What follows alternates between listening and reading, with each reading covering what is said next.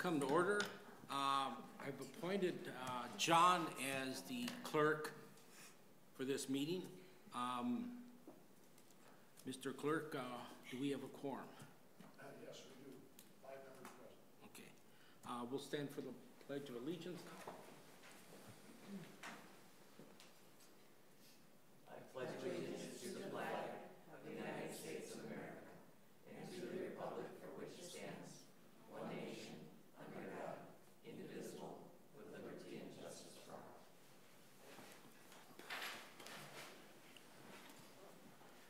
Okay, at about 6 o'clock, we will switch to the Truth and Taxation hearing. So, Todd, maybe you want to watch the clock for that. Yep, so we will. Okay. Approval of the agenda. We have some changes here. In number 4A, we have some information on a teacher that passed away. Yep. That'd be 4A. 4B would be the audit. And then 4C would be the bully presentation. We have a guest. And then moving up number 13 to 9E on the approval of the FEA contract, and we're taking off the closed session. Number 12. Do I hear a motion for approval? So moved. Second. All in favor say aye. Aye. All opposed, nay. It passes.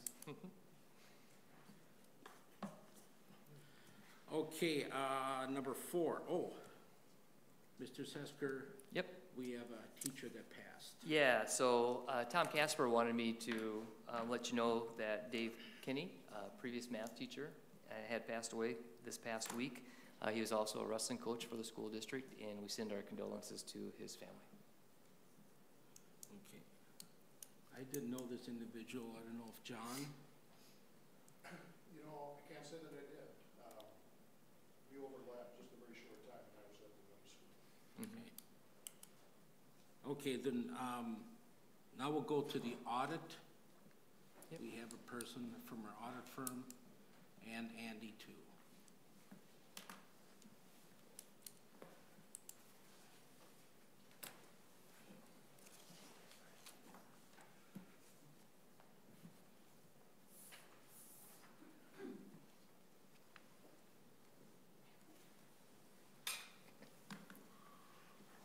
Good evening. I have Craig Popenhagen here. He's here to present our audit results from our 2016-2017 school district audit. And I want to recognize Pam Zahn. Pam's our controller. She's been here since May. And she's largely responsible for the audit, and she did a great job this year.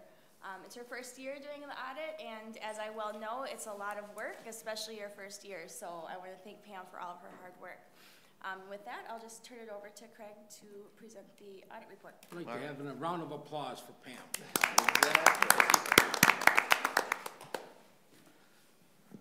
So most certainly I echo those comments.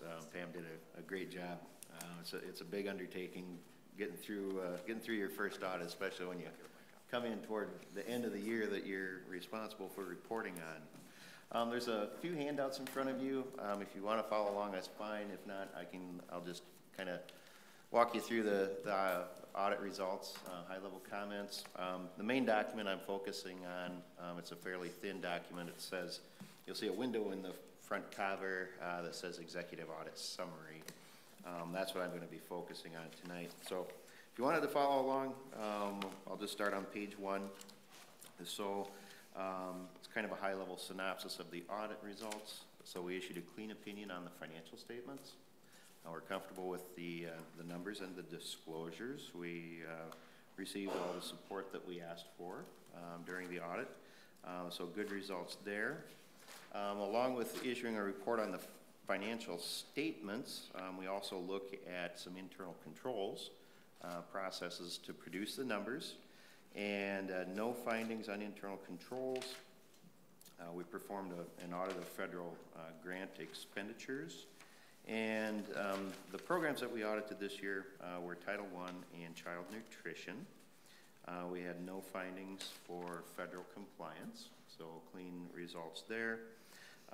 We had also, we do some compliance auditing for what we call Minnesota legal compliance. So that's some work programs that the state auditor's office publishes and updates on an annual basis. And within there, there's some specific testing that we have to do back to certain state statutes, not all of them. No findings as a result of legal compliance, and that also applies to student activity accounts. So there's some testing or compliance we have to do there as well. So very clean audit result for you. So basically, if you were looking at preliminary numbers during the year, you know, they should look pretty familiar with what we're putting in front of you tonight. So just kind of click through just a few slides, some charts and some graphs here. So my first slide is on the general fund, and in total the general fund closed the year with just over $51.7 million in revenues, just under $49.7 million of expenditures. What that ended up with is about a $2 million add to fund balance. Couple things that contributed to that. One is the state increased its general education formula rate by about $117 per student, so that brought in some additional state aid to the district. Special education state aid was actually a little bit higher than it was the year prior. And this is all kind of comes on the first year of the Cannon Valley Special Education Cooperative, which was just formed, and you just basically were a member of for that first fiscal year. So kind of how that, you know, plays out going forward, we'll have to see. It should be a good relationship for you, and I think for the 16-17 year, being the first year, is kind of hard to budget for it because you didn't really know where it was going to come out. And I know Owatonna Public Schools came into that cooperative after the budget that you adopted for the 16-17 year. So fund balance for the general fund ended the year right at just under $12.5 million. Couple things to just touch on then within that. You've got some capital related restrictions or fund balance areas. A little bit of a fund balance now in health and safety, and health and safety is one where you're still being kind of caught up or made whole for projects that you had done in previous years, but there's no additional expenditures going through the health and safety area. That area, along with deferred maintenance, has moved over into the long-term facilities maintenance, which we've heard about now, and is being carried out according to your 10-year plan. So that's just a little bit of a geographical change with where some of the dollars and costs are going to be coming through. Your unassigned fund balance, what we were talking about, a good chunk of that $2 million add to fund balance came into the unassigned area. And this is where your policy is to maintain a minimum of a 9.5% fund balance compared to expenditures. You close the year at about 16.75. And I know another thing that kind of, we have a slide on this, a few slides toward the back, but it's for you to budget on an annual basis. What I see here is a little bit more fluctuation in your student enrollment from one year to the next. It seems like there's a lot of options, I think, for students in kind of a close area. So you've got some districts, others K-12 districts in close proximity. You've got some parochial options. You've got some charter school options. So there's really it seems like not really a trend, or it's very, very, very hard to identify a trend on what your enrollment's going to be. So it goes up and down a little bit each year, and we'll kind of see that. And I think kind of as a result, your unassigned fund balance, kind of comparing that to expenditures, is going to trend up and down a little bit with some of that fluctuation. Restricted fund balance, this is basically staff development, teacher development, achievement and integration, learning and integration aid. So back in about the 13-14 year, you had kind of a build on gifted and talented and staff development, and you're putting those dollars to use now. So that's where you see kind of the, you know, the downward slope after 2014. Nothing to be alarmed about. You just put the dollars to use, and you ended the 2017 year pretty consistent with 16. Operating capital, again, this what has gone through here in the previous year, some district office remodeling or construction went through there. Also includes some lease payments. This is one where you're kind of putting those dollars to use. So again, holding pretty steady, ended the year $396,000. The health and safety, we touched on that already, but you know, it's one area where all the expenditures again now are going through long-term facilities maintenance, which is what you show, what this slide shows. It's the first time that fund balance has been here because it was new for 2017. Health and safety ended a positive 47,000. It's kind of a normal trend because you always had to spend the dollars first and then you get reimbursed a couple years following. So wherever this ends up at the end of 2019, I believe it is now, wherever that ends up, it'll fold into long-term facilities, and then it'll go forward from there. Your food service fund balance, you put some of those dollars to use and purchase some kitchen equipment during the 2017 year, so put some of that back into capital. Ended the year at $234,000 for fund balance. Community service fund, pretty steady, $526,000 fund balance. Basically, the fund, community service fund in total broke even for the year. Your capital projects fund is going to, you know, again, fluctuate up or down with projects. So 2015 was bond proceeds for the high school, middle school remodel, and that work was done. So you haven't had a big bonding for construction since that time, at least through the 16-17 year.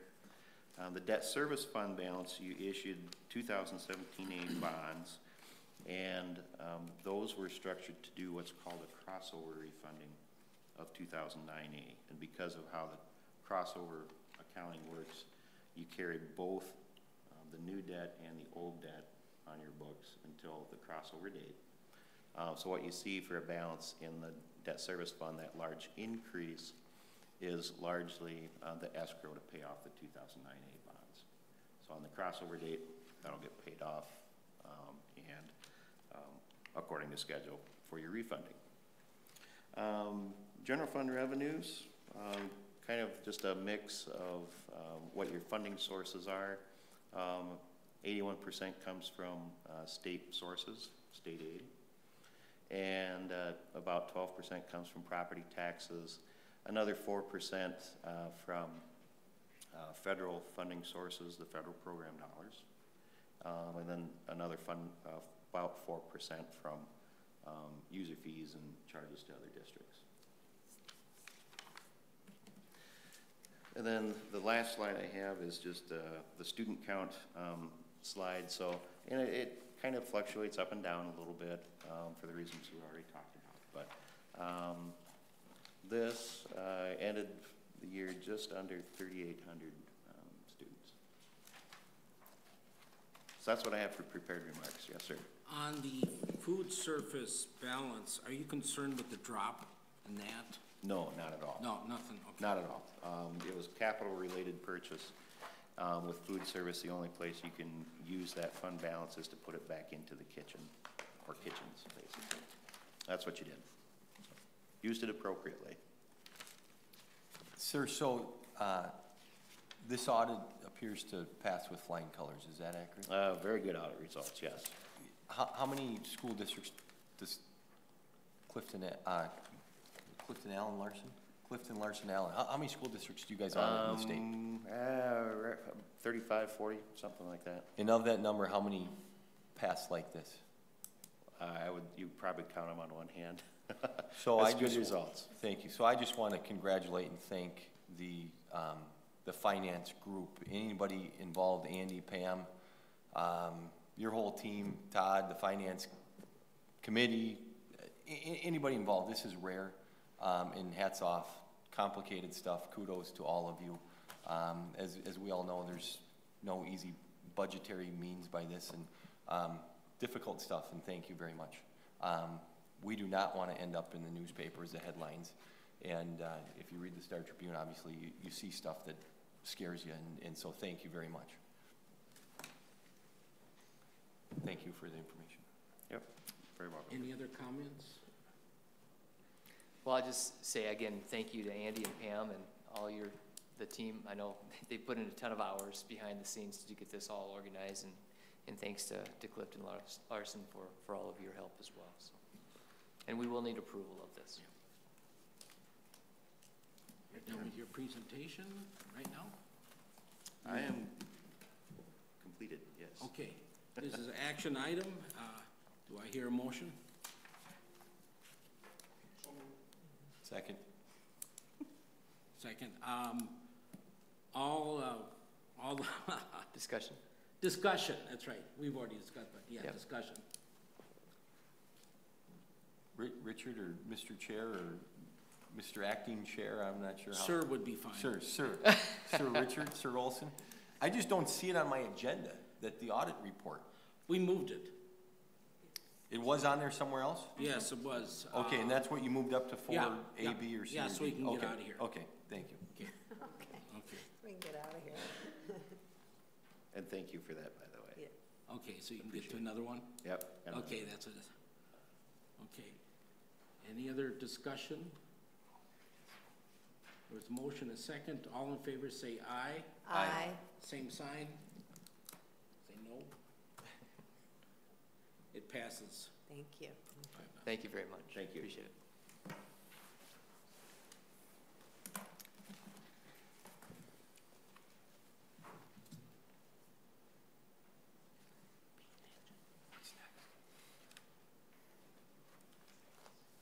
Okay, then we have a presentation on bullying. Please come forward and introduce yourself, please. Yep, and I'll do the quick introduction first, so come on up, Rebecca. Yep. So Rebecca Mahalik, if I said that right, is from Waterville, Minnesota, and is current Miss Preteen Minnesota International. This pageant is platform-based. Rebecca ran on the platform of Stomp Out Bullying. Rebecca is now 13 and in the 9th grade. She has attended public schools, private school, is now homeschool. Rebecca was a finalist at the Minnesota State Fair in 2014 for the statewide talent competition. She has performed in front of audiences of over 10,000. She has also been awarded a commendation award from the Kennedy Center for her stage acting at Minnesota State University. She is the oldest of 2 daughters. Rebecca takes singing, guitar, and acting lessons. And I can tell you, when Rebecca called me about a month ago now, I suppose, tried to get on a board agenda, we thought this is a perfect opportunity to have her show herself. So, and you need somebody with the PowerPoint? Oh, there you go. Good. You're ready to go. All right, so first I would just like to say again, thank you for letting me come and speak to every one of you, because this is a very important matter to me for quite a few reasons, but I'm gonna just bring this, oh, okay. And Rebecca, maybe that microphone just a little closer to. Okay. There you go. So yes, I am Miss Preteen Minnesota. The pageant that I was in is completely platform-based. There is no talent portion. You do get judged a little on some walks, but that's about it. So over half your score was platform. And I have always had a passion for this since I was about, I'd say, 6, just because I would always see this kind of stuff on TV and I'd get so upset about it, which was very silly, but to me it was such a big deal. And then as I started getting older, I started seeing bullying in real life, and it was insane to me to think that someone who could be just like you can break a person down so much. I've had a lot of experience with bullying. I've been bullied for just simply not fitting in, for being very dramatic. My sister, she has a few disabilities, among them dyslexia, and she has never been an amazing reader, and she was actually taken out of public school because of bullying and just because she couldn't take it anymore. And so seeing that is just crazy to me. So this has always been a passion of mine. I am going to show you a few pictures. These are all children's drawings of bullying. So as you can see there, when I'm bullied and when people are nice. This one, she wants it to stop, but she's being called multiple names here, ugly, annoying. She's annoyed, she wants it to stop. Stop, please. The next one, I've seen this one multiple times online when I'm just scrolling through things online. And I've always loved this picture, not because of the message, obviously, not because of the names or anything, but there's just so many things that one person can be called, and that shows what this is. And she has a bracelet on, and I've always thought of it as kind of, it doesn't matter what you say or what you wear. I have bracelets here. I'm gonna go into this a little bit deeper later, but just simply wearing these, people are not gonna stop you and ask, what does your bracelet say? When you're walking on the street, people are not gonna direct your attention towards that. So I think that was kind of a message that was coming through here to me. This one, it's kind of the same thing, but the thing that stood out to me in this is her mouth is covered. She feels like she can't say anything, like she can't speak up about it. And then this is the last one. All these names, and she just takes it. She has her ears covered, though she wants it to stop, but she feels there's nothing she can do about it. Now, bullying, there are many forms. These are probably the most common ones: physical, cyberbullying, verbal, and social. Now, if we break those down a little more, this is what they mean. Verbal is name-calling and threatening and just racial slurs, rude remarks. Physical, that's the one that I feel we see most in TV and, just in comics and all the stuff. What you usually see is like, someone punched me, and I feel like that's a little bit less common though in real life. I mean, it's still an issue, but it's a little bit less common. And then emotional and cyberbullying are probably the two that I've had the most attention to, because those are the ones that resonate with me. So emotional is spreading rumors, leaving people out, gossiping. A lot of that stuff hits home for me. Cyberbullying is anything you say hurtful or online, or just sending a rude email about someone, and that is definitely something that's happened to me. Now, if we break this down even more, there's social block, harassment, manipulation, all of those. Everything on here is an issue, and it all happens every day. Now, as a result of bullying, 30% of bullying victims are self-harmed. That is an insane number to think about. 30%. Just because you call someone, stupid or ugly, someone could hurt themselves because of that. And that is horrible to think about. 30% had suicidal thoughts. So, depression, anxiety, and that is, again, an insane number, and it's absolutely horrible. 20% skipped class. Now, this is not just physically. This is mentally and emotionally, too. Their heads just aren't there. They're thinking about what's going to happen after school today, or what's going to happen when I get home and my neighbor does this, and blah, blah, blah, blah, blah. It's not just physical. 10% have had failed attempts at suicide. That is such a large number when you think about bullying victims, and it is terrible.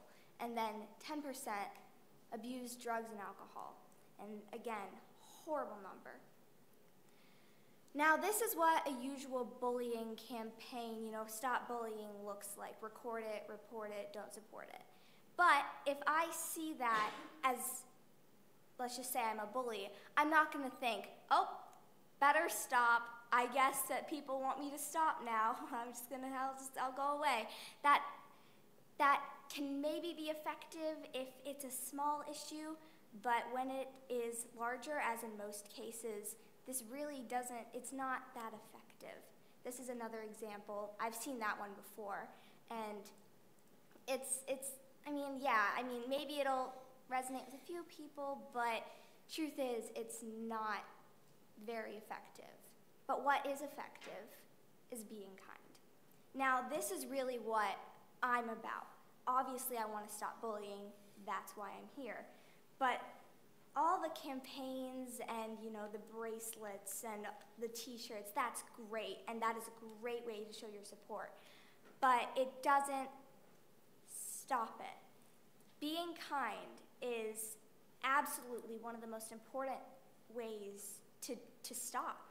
I couldn't find this video, so I'm just going to have to try and explain it to the best of my ability. But it was absolutely amazing. So a therapist came into a school where bullying was an issue, and he came and he called a girl up on stage about my age, and he goes, "Okay, I want you to bully me."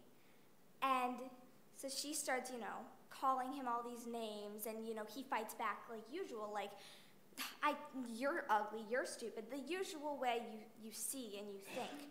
But then, after that is done, he says, "Do you think I can beat her?" Now, she was a very, strong, passionate person, and everyone in the audience said no.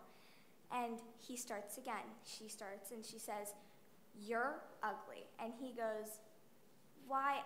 Well, I know I'm not the most attractive person, but you're absolutely beautiful." And she doesn't know what to say to that. So she's just like, "Well, you're stupid." And he goes, "Yeah, I've done some pretty stupid things, but you seem really smart." And she just goes, "Thank you."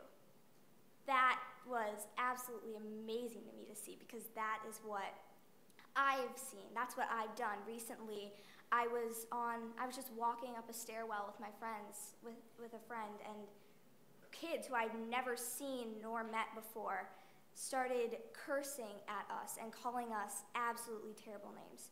No reason other than the fact that they didn't want us there. And they actually, after they called me and my friends stupid and ugly and all these things, all I said was "thank you," and we kept walking. They all stopped, they paused for a second, they didn't know what was happening. Like, that wasn't the response they were expecting.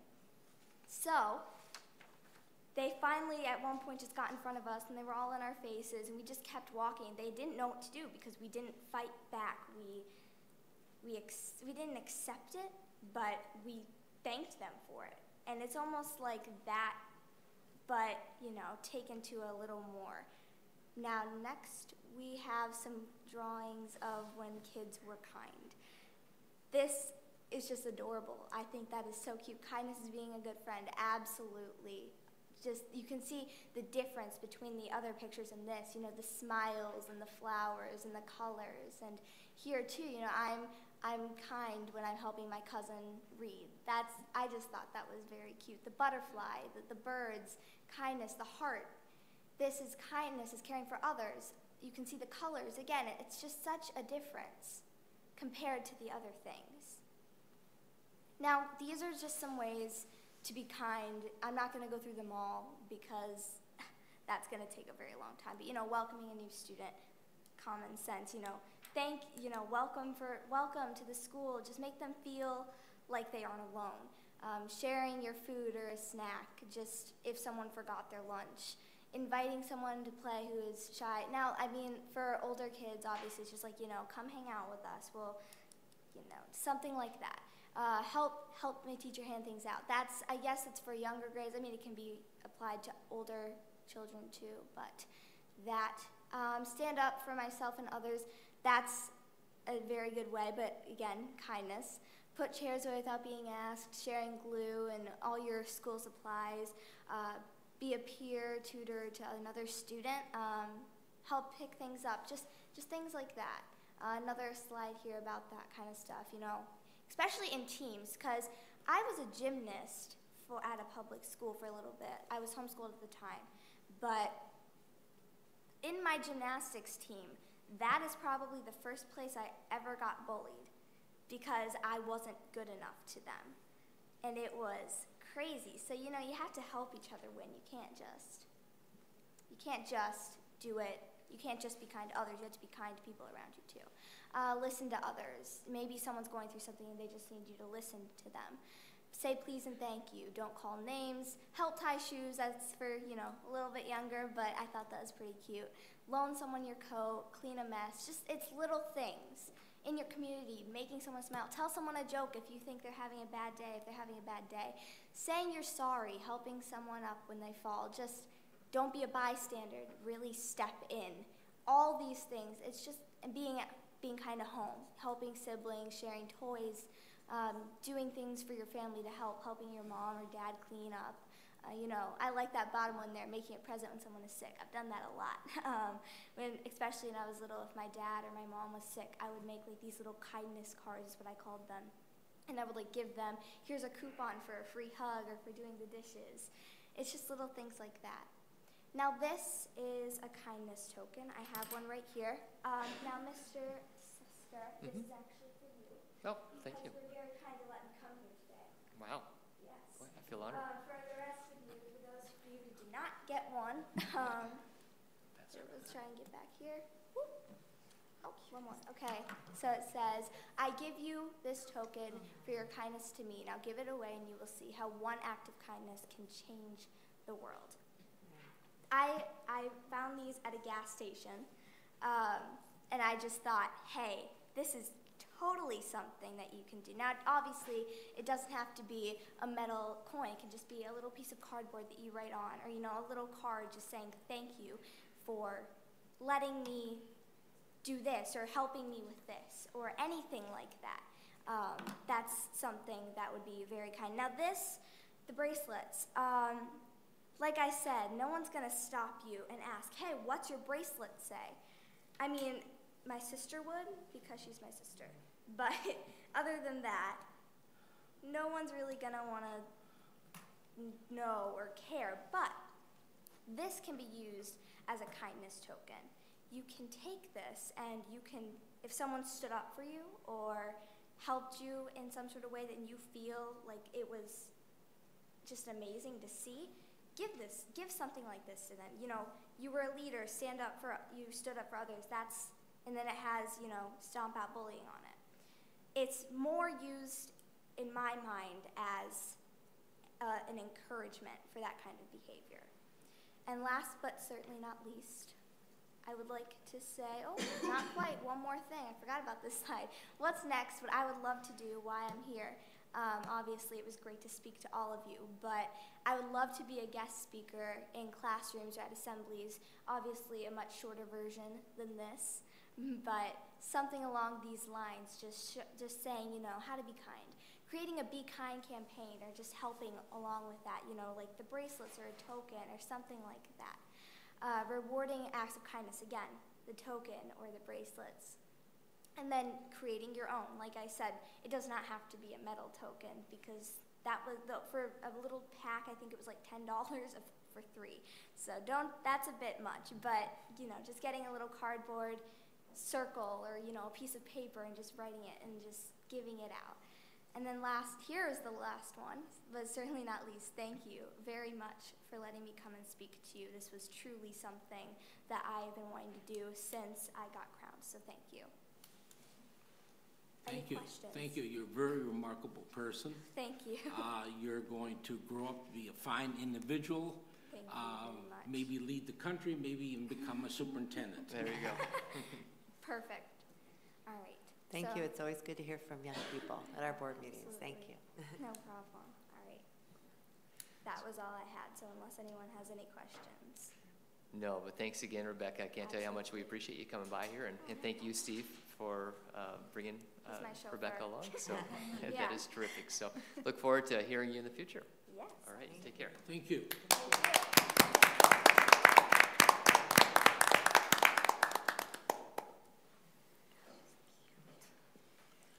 Okay, we come.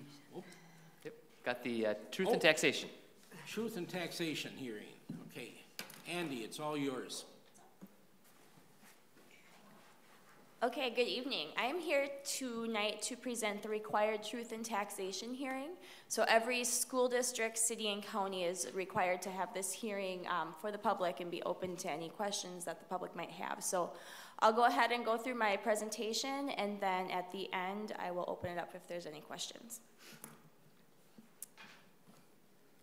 So just the presentation is on board book. The first question, or the first page here, breaks out each of the different set-asides for the school district. So there's 16 different set-asides.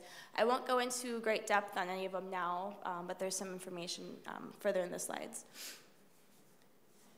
So we'll look at the 2017 payable 2018 levy, the fiscal year 17-18 adopted budget, and then, as I said, open it up for any questions. So we have levy in 3 different funds: the general fund, the community service fund, and the debt service fund. The school board needs to certify the levy, so we ask you to do that later in the agenda under other matters. And the current levy, the 17 payable 18 levy, is revenue for the school district in the fiscal 18-19 school year. And this levy helps us set the parameters that we'll use when developing the budget for that school year. So the general fund, you can see it on the slides there. Last year's the levy was just over $6.4 million. This coming year it'll be at $5.6 million, so we actually have a decrease of $795,000 in the general fund. The biggest reason for that decrease is because of our long-term facilities maintenance levy. And if you remember, last year you approved levying $800,000 for an HVAC project at the Area Learning Center, so that comes off of our levy. And then there is an increase in the referendum aid, or referendum levy, and that's because the property values in Faribault have actually increased a little bit, and the referendum revenue is a split between state aid and property tax levy. And the idea behind that is, as your property taxes increase, your taxpayers should be able to afford a little bit more, a little bit higher proportion of that total revenue. So the actual amount that the property taxpayers are paying this year is a little higher than it was in the previous levy. The community service fund levy, you can see there, it's really pretty steady. We were at $349,000 last year, and then $356,000 this year. Just a slight increase in the early childhood family education, and that's just based on our census count in the city. And then our school-age care, we're able to levy some funds for some specific students in the school-age care area. So there's a very slight increase there of $1,400. The debt service, you can see a nice decrease there. We were at $2.3 million last year and $1.8 this year. And the reason for the decrease is because we've paid off with some debt. So that's essentially, we like to think of that as where we pay our mortgage payments out of. And one of our debt issues is falling off of our books now. So you see that corresponding decrease of $573,000. Here you can see the remaining debt issues. We have an alternative facility bond for health and safety projects. That final payment is coming up in 2018. And then we have a school building bonds for deferred maintenance project. That final payment is in 2024. And if you remember, as Craig mentioned earlier in our audit presentation, we did refinance some of our debt, and that resulted in a savings to taxpayers of $780,000 in interest payments. So we knew that was good news at the time, and I just wanted to highlight that again, because we are always trying to watch our debt, make sure if we're eligible to refinance, we do that. So just a little bit of history on all of our levies. Our school district taxes are the lowest that they've been in 10 years. A couple of reasons for that. Part of it is we know that some of our student count is going down a little bit, but then also our debt we're working our way through our debt, so we really only have that one big debt payment that's left. Just that spike in 2014 is when we passed the operating levy, and then that next year is when another part of our debt fell off, so that helped decrease that. So that's all I have on the property taxes. Then I want to talk about our adopted budget. So here you can see we have 4 different funds. So the food service fund, we don't have any levy associated with, but we have the general fund, food service fund, community service fund, and the debt service fund for the school district. The bulk of our operations is in the general fund. That's where the day-to-day activities are accounted for. I'm going to review now with the adopted budget what was approved by the school board in June. And so this actually includes, for the fund balance starting July 1st, that's what was estimated in June, since that's what the school board approved. This is not updated with the audit results that you approved earlier this evening. So you can see that the fund balance was projected to come in at $10,226,000, and that's all fund balances combined. So that's not just the unassigned, as we typically kind of focus on. The revenues are projected at $50,765,000, and the expenditures at just over $51 million. So we were projecting a slight decrease to come in at about just shy of $10 million for this school year. The general fund revenues, we have 4 major sources of revenue. 81% of our revenue does come from state sources. Then we have 13% coming in at property taxes, and then just about 4% for federal and 2% in miscellaneous fees for services. I want to talk a little bit about the state aid. As I said, 81% of our total revenue does come from state aid. And when we look at the history, starting in 2003, the state aid has really not kept up with the rate of inflation. And so as you know, as you're well aware, that creates some hardships when we're developing our budget. This graph shows what our per pupil funding would be had the amount kept up with the rate of inflation. So that red line there shows that in 2003, the per pupil amount was just shy of $5,000.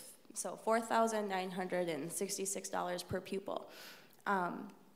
The green dotted line shows what that dollar amount is actually now per pupil. So currently in the 2019 school year, we will receive $6,312 per student.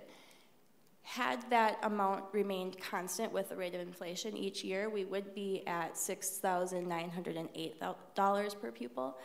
So that difference of $596 per student would mean just over an additional $2 million for our school district.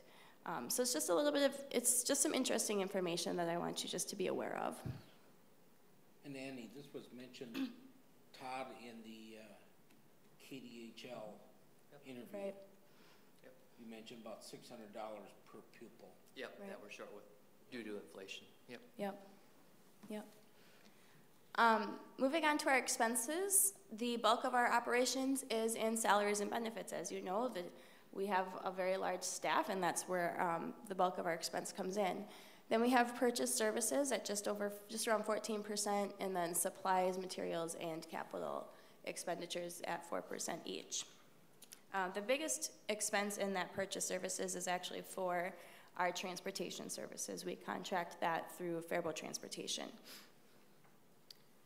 Switching gears to the food service fund, so we were projecting to start the year out at about $218,000, and just pretty even year projected to come in at $225,000 for this school year.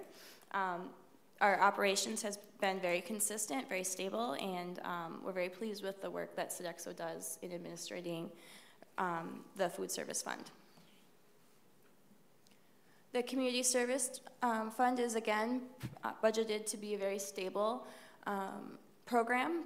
Revenues right around $2.2 million, so we're projecting, and expenses as well, so projecting an ending fund balance of $523,000.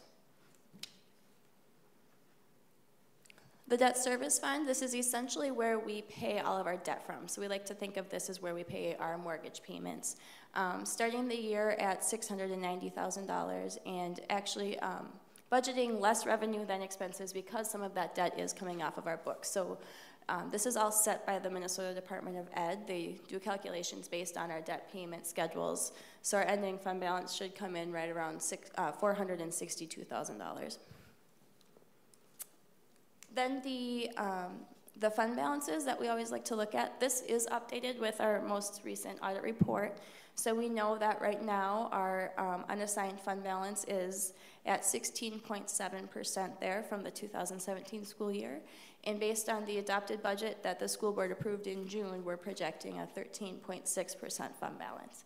Our school board policy requires a 9.5%, and if we approach that, then we would have to start talking about what measures we're going to take to reduce that spend down of fund balance. And then what the auditors typically like to see is anywhere from like an 8% to an 18% fund balance. So right around the middle is about 15% for the auditor recommendation. Are there any questions?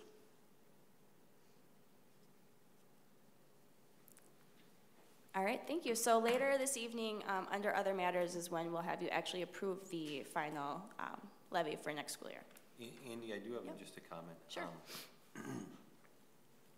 You know, it's oftentimes at the Daily News we'll have guest columnists in the paper. I was unaware that all these levies combined is the lowest district taxes in 10 years. And I'd love to see some form of a article about some of this stuff in there from you as the finance director, however you go about it, when you go about it. But this is obviously all up-to-date information, and I think it'd be great for our community to see some of this information. And obviously, the more numbers you put in, you might start to lose some people, but however you want to do it. But I think it's important that our community sees this stuff, and is aware of it, and however you shape it. Good luck, but I think it's important. So Absolutely. Yep, we can do that. Thank you. Anything else? This is good PR, so. It is. It's Chad's great. got Yeah. a very good idea. Yeah. So maybe you can work with Mr. Sesker on that guest column. Yep. Absolutely. Anything else from the board? We'll be voting on the levy later on later. in the agendas. Right. All right. Is there anybody in the public? I think public meeting on this. If anybody wants to speak, stand up, but I see staff and a reporter. Anybody? Okay. Thank you. Thank you, Andy.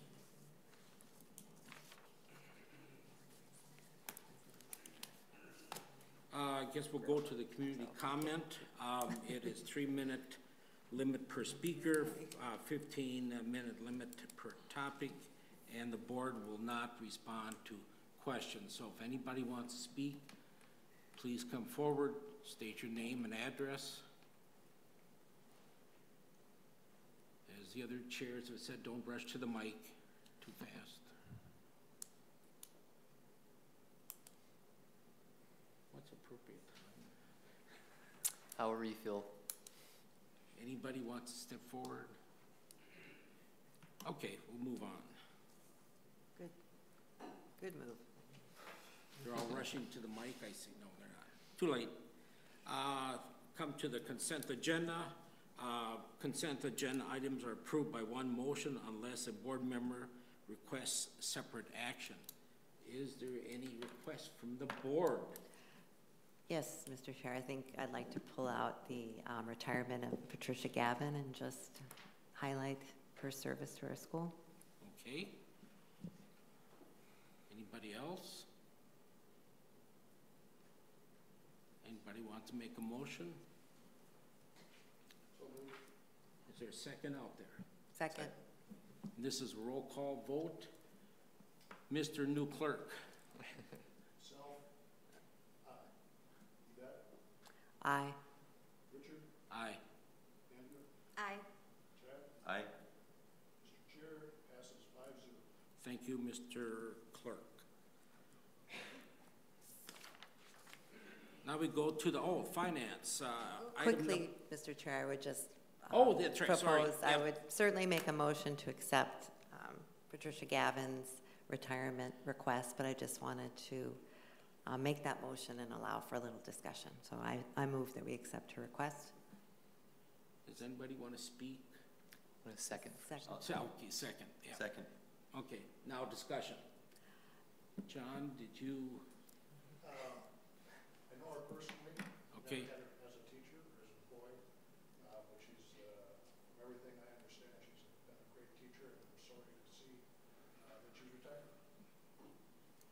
I would just add that I think the students had a great experience in her class, and she was very committed and did some innovative projects, I think, at the middle school in her science class, and she'll be missed.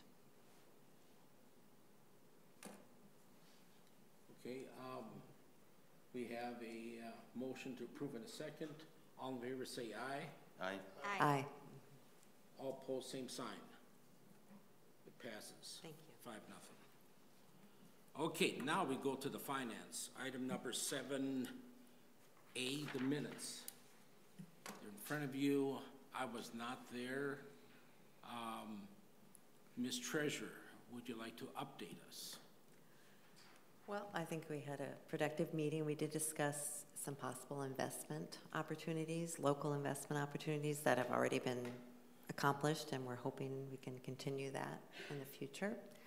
I guess we did not specifically discuss the health or the insurance policy for the cyber security, and I don't know if that's something we're going to vote on tonight or. Yeah, that's up to you. When you get to that point, we can. Okay. Decide if we want to go forward. The other 2 contracts were approved by the Finance Committee. Okay. Any questions from the board on that report? Okay, we'll move on to 7B1, the cyber insurance quote. I will say, I think we've discussed this previously, and the Finance Committee discussed it previously. We just did not vote on it at the last meeting last Monday, but my impression, and Chad, you could certainly speak to this, was that the Finance Committee supported an insurance policy in this area. I talked to Mr. Sesker if I should table this because some information on a seminar on December 1st at the Delegate Assembly, we had a consultant for the FBI to speak to us. And there was a lot of questions, very intelligent, and basically afterwards I went to her and says, we're thinking about buying insurance. And basically she said that's really a waste of money. 3 things that she stressed in her discussion was the backup of our system, so no one can, she hold her whole system ransom. I don't know what our backup policy is on a daily. What, do we have it? Yeah, we do. Okay, is it daily? It's off campus, yeah, it's daily. On the hour, half hour, do you know, could you get back to the board on that, or what? Yep, yeah, we have a actually backup. I'm not sure exactly when it is, but I think it's every night we back it up. Okay. Could we do more often, or what's the process for that? Sure. Because if you, even if, she said daily, but you could go almost hourly. The So you don't have to yeah. The problem with hourly is we have such a huge database Okay. that we wouldn't be able to use the machine, so it has to be done overnight. Okay, okay. Yep. Then another thing is to educate the staff on the use of email. If you open something up and guess what, you've got a virus on that. And third, on the firewalls, in fact, I talked to Mr. Wolf on this, and he's got a name or a firm. Could you please inform them? Well, I'll caution. Okay. I don't know that it has anything to do with the firewall. Mr. Olson and myself had a conversation. As I've told everybody, I happen to serve on the Reliance Bank Board, and I'm also on the IT committee there. And there's a group that we've interviewed and looked at partnering with. I believe it's called SBS Cyber, and it's a 60-person group out of South Dakota that gives expertise to banks on cybersecurity, and obviously that's a real issue with banks. At the same token, they have a group or a division that works with school districts. So simply after my meeting with him, I asked him, how many school districts do you work with, and if somebody wanted to have a conference call per se, instead of you driving here from South Dakota, would you be open to that, to have an introductory call? So that's the level of my interaction. I have not introduced this person or passed on the contact info yet to Maria or to Todd. In fact, I don't know, do we have an actual IT committee, or is it simply Maria who is the IT lead in that area? I don't know that. Yeah, we do have an IT committee, an internal IT. In fact, I think one of the board members suggested that we get a couple of community members on that IT committee too, which is a good idea. I do agree. Things change so fast in the cyber community that I think it's worth at least exploring. It would be interesting to know these school districts that are utilizing these professionals to see if they have cyber insurance. You know, maybe I they're was doing going to both of ask that those. in light So, of. and I don't know. Right, just because you take all these precautions Right. doesn't mean it still can't happen. Right. But they reduce it like a cooperative of an expert maybe can deal in several districts. We could spread out the costs. Yes, they can probably still get into our system, but where do we put our money? I'm just wondering if some of And those time. schools, and I think your idea of tabling it's fine.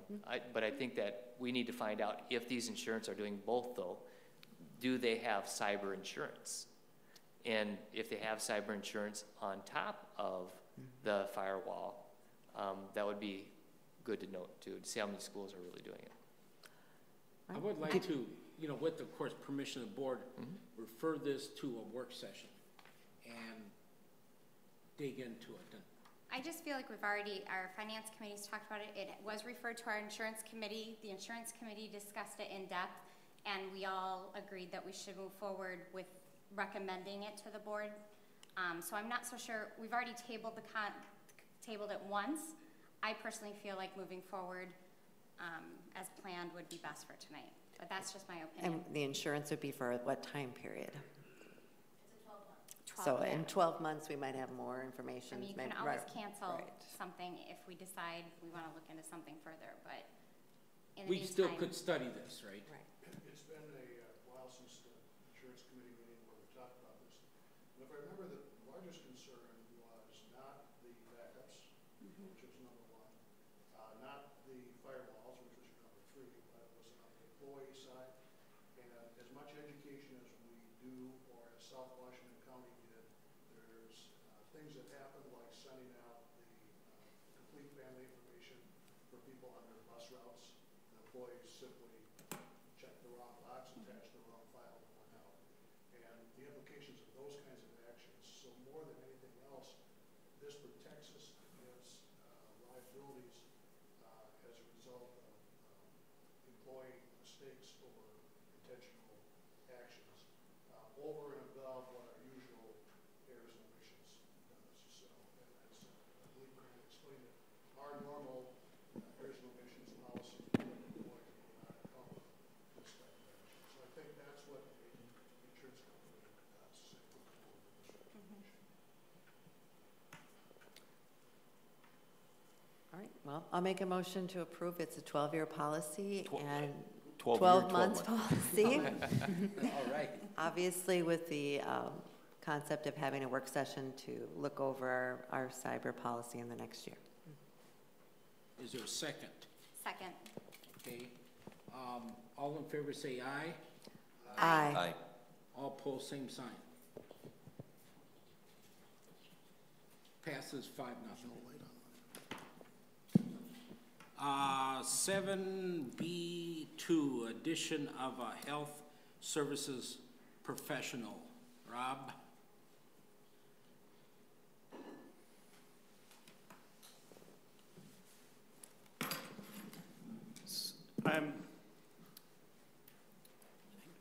Given the increase that we've had with our early childhood and the number of health conditions that we've had in the school district, I went back with my licensed school nurse and looked at the coverage that we had as far as nursing across the district and the coverage that area districts had, and found what I expected. We're understaffed in regards to licensed school nurses and or registered nurses.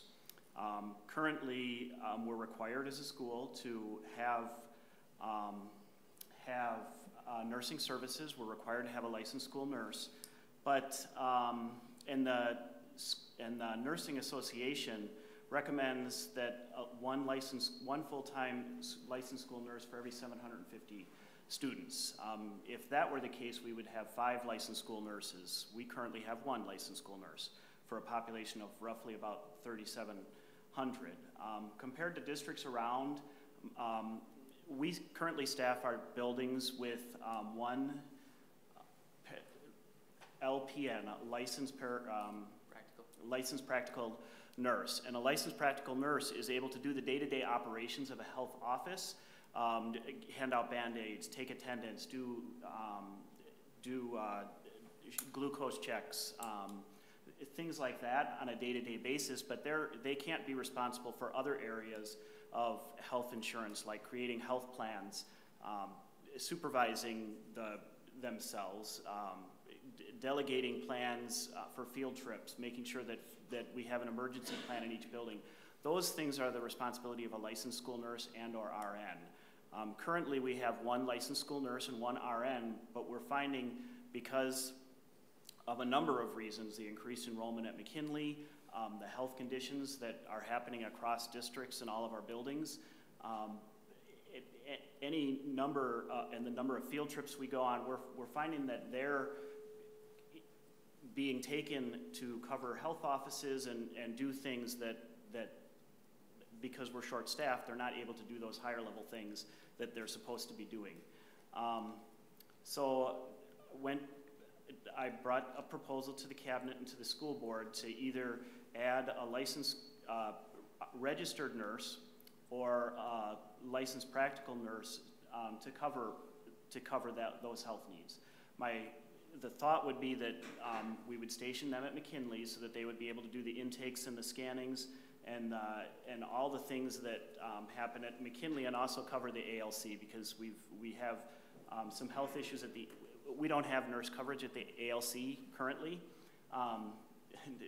just because we haven't, by anyone. And so we have recently some students with significant health needs enroll at the ALC, and we're finding that our licensed school nurse is spending a lot of time doing the day-to-day operation of that building and training staff to be able to cover those health issues.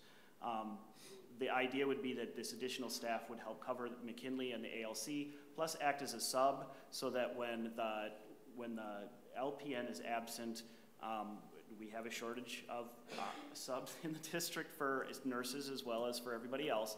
They would be able to cover that office where the nurse is out, and we would still be able to do the day-to-day health things that we need to do. And so that's kind of the rationale we had. At the time, I requested an LPN, and after talking with the finance committee and the cabinet, they recommended that because a registered nurse can do so much more than an RN, and the cost difference is about $7,000, and it might be more advantageous to hire an RN as opposed to an LPN, but wanted to just present those to the school board and get your thoughts on that. Is this wages and benefits or just wages? Wages and benefits.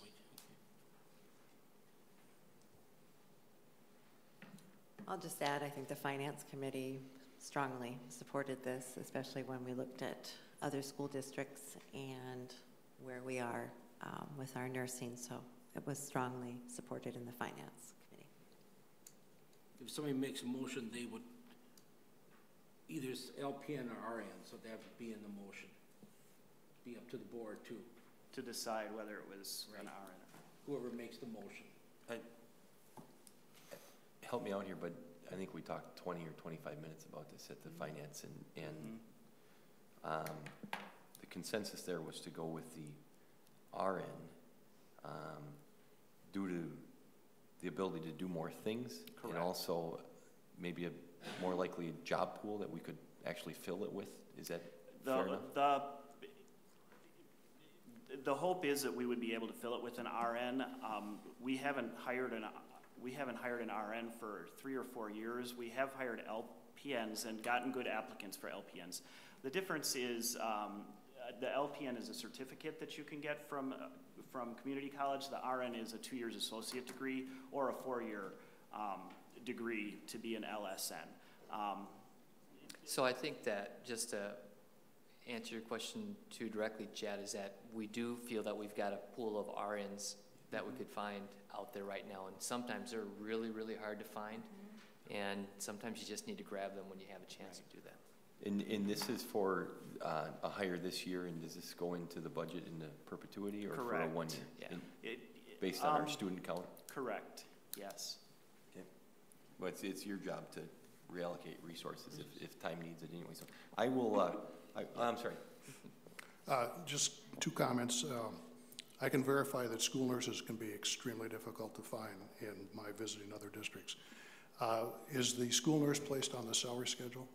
The licensed school nurse is, yes. The registered nurse is on an hourly rate. Okay, thank you. I will make a motion that we approve the funding for RN per this proposal. Is there a second? Second. All in favor, say aye. Aye. Aye. All opposed, same sign. Okay, we got our RN. Great. You're gonna post it right away. Well, not tonight, but Click. Done. How about tomorrow morning? tomorrow morning. Okay, yes. thank you. Okay. Number 7C, budget enrollment report, I think that's on there. There We was have one more another- contract. Oh, that's right. Agreement for audiologist services. Sorry, Rob. So that's okay. Audiologist is a required service for a student who has deaf and hard of hearing.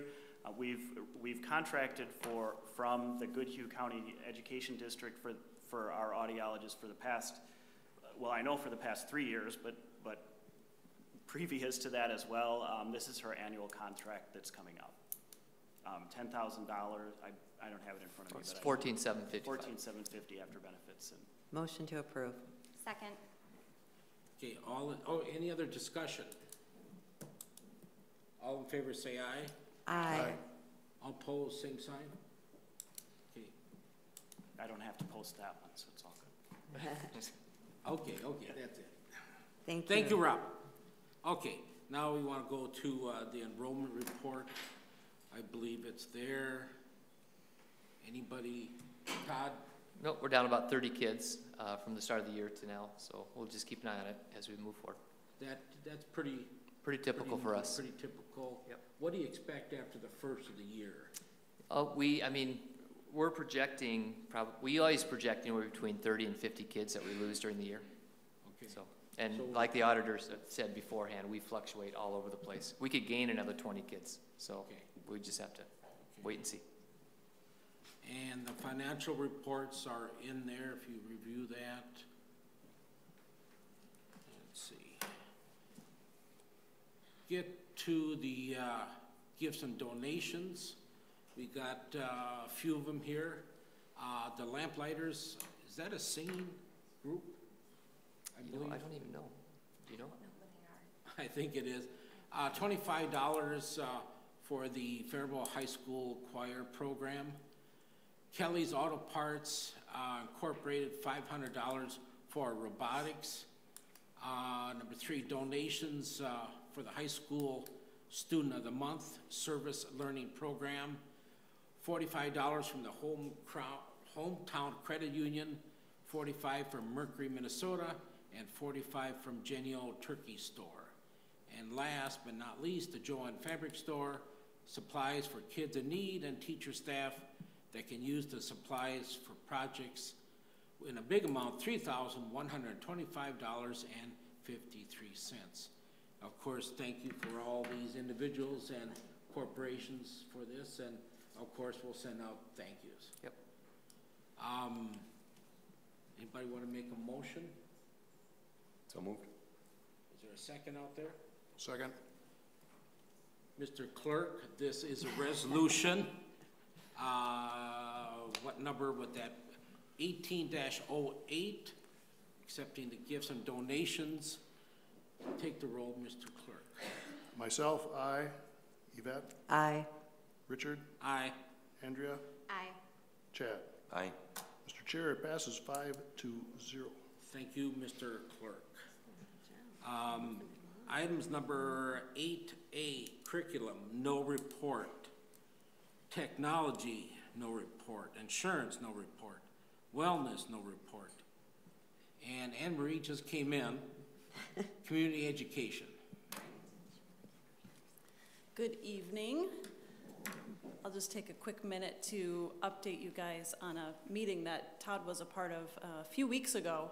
So our new adult education coordinator, Nola Spicer, has been able to bring together South Central College, partners, lots of people in businesses in terms of, we've had manufacturers at the table, we've had the chamber at the table, some healthcare interest, to really start discussing career pathways both on the high school side and on the adult side. So we took a trip to Marshall, Minnesota, where they have a program called Maytech, and it is at their ALC, so it's located at their ALC, which has a welding lab, and has some other sort of career pathway kinds of things. So similar to our high school, which we have a phenomenal welding shop and all sorts of great in career and technical education is the new term, so I'm trying to say that right, career and technical education components.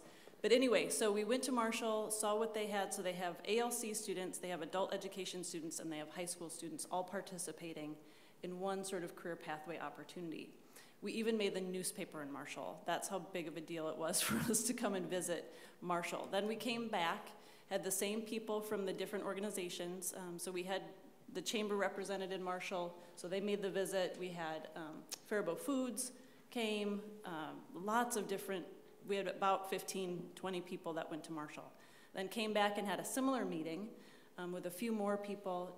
Todd was there. We visited both the high school, and everybody got to see those career tech ed classes, and then we went to the college and we saw their certified nursing assistant lab and what they have to offer in terms of their CNC machining and operating area. So the hope is that at some point we start a program like that, but I just thought it would be of interest to you to know that that is happening, and the conversations are starting, and they're very strong and hopeful that we will at some point have a program like that. Jamie was involved, so we had our high school principal there. So we've had the right people there. Colleen was there from curriculum.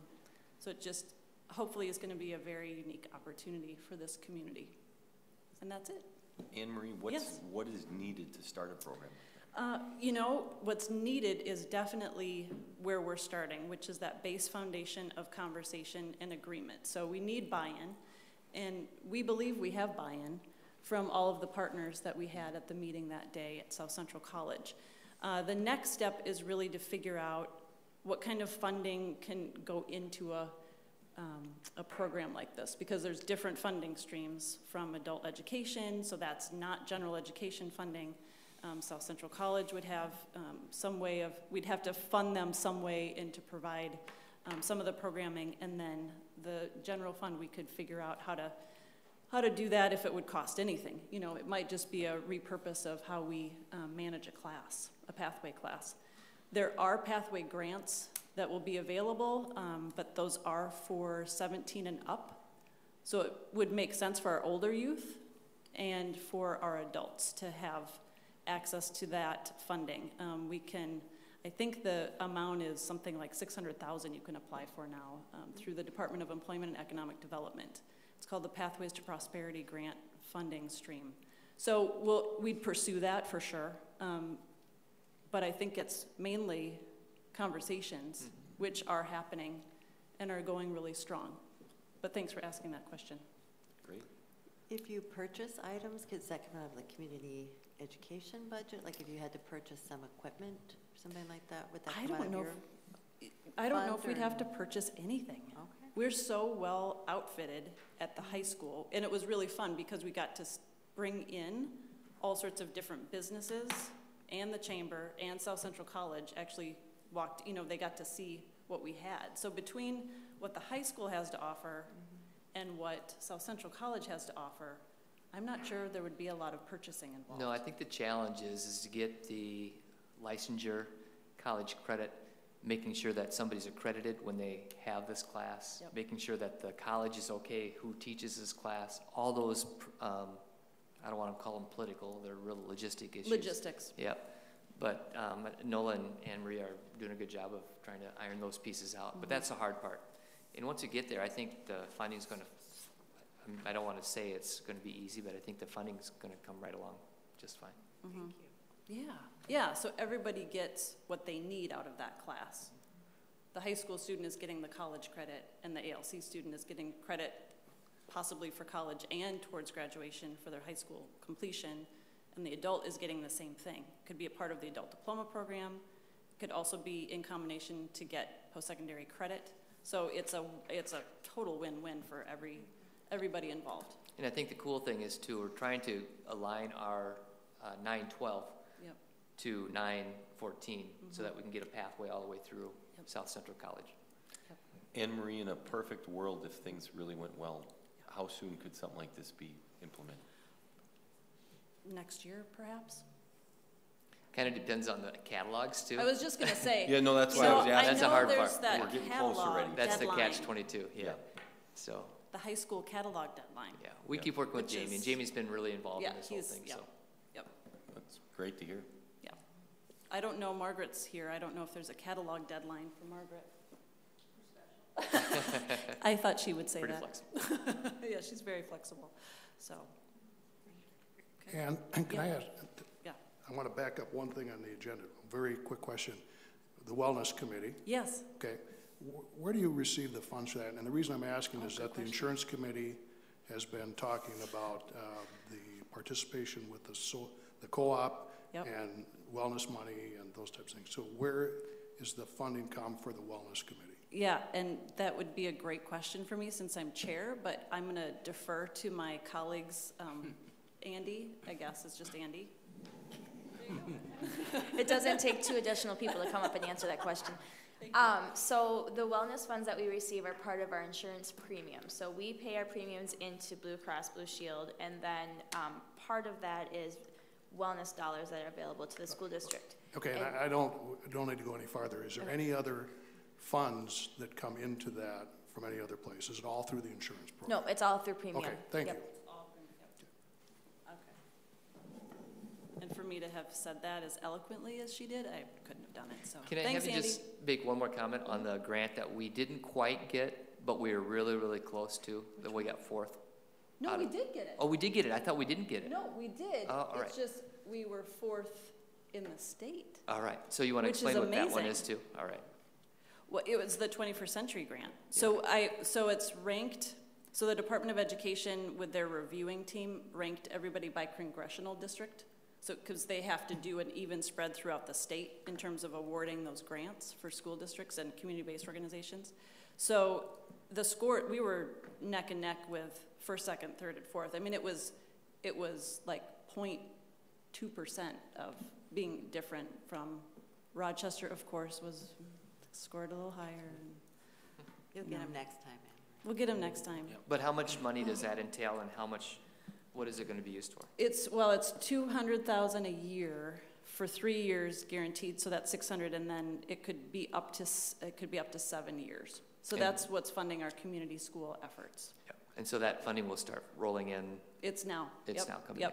Yep. So we've. It's good news. Yeah, it is good news. We have probably 150 participants right now in our community school activities. What we're wanting to do better at, though, is getting those 150 in programming more than just a couple of times. We have to get them to start persisting. So we're working really hard on that with community partners to do that.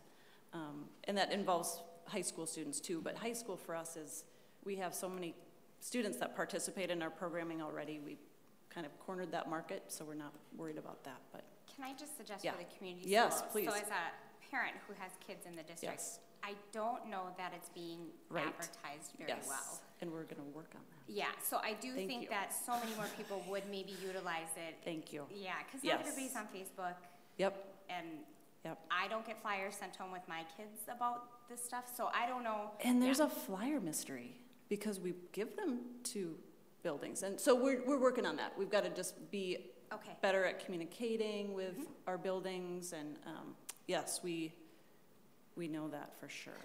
Okay.